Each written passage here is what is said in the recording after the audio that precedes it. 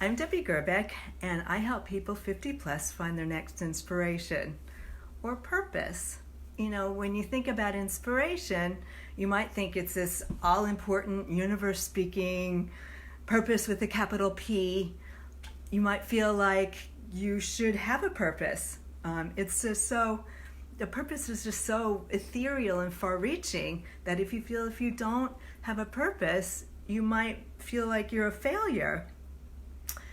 But, we all have busy lives. Life is so stressful. There's kids and traffic and you name it. It's just really stressful and hectic. And so who has time to have a passion or a purpose?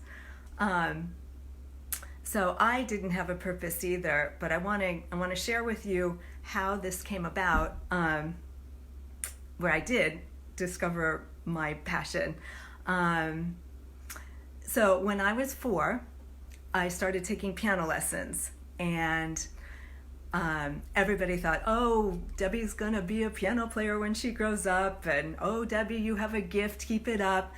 And I just did until I didn't. When adolescence hit, I was not interested in that at all. However, I did discover singing.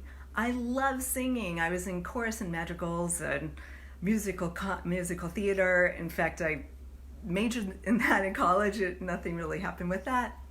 But then, life took over, and I was busy, hectic, what have you. I just kind of forgot about the whole thing. I didn't develop any passions. Nothing really happened. And then suddenly one day I was 50, and I just thought, what am I doing? Definitely life had slowed down. I wasn't super crazy hectic anymore, but I didn't really have anything.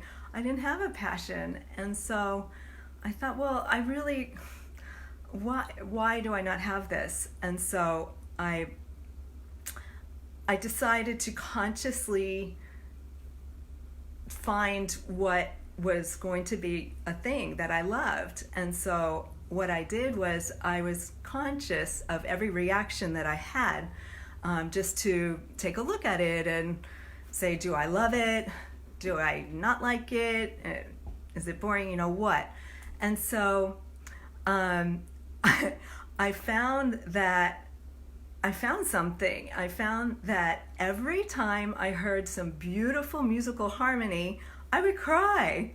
And especially when I was singing, to my computer in the shower or what have you, I would just cry. And I thought, wow, this is huge. This is so powerful. I have to pay attention to this. I mean, if I have this gut feeling that's so insanely crazy and intense, then that's a something.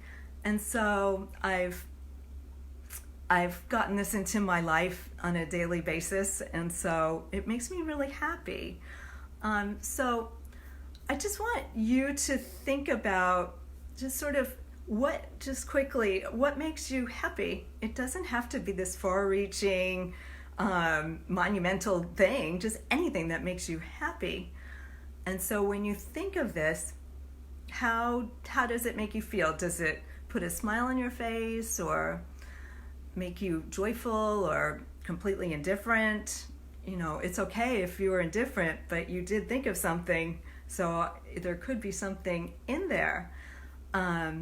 And also, I want you to also, if you're interested in finding out about this, go back to your childhood and figure out what exactly, what made you happy?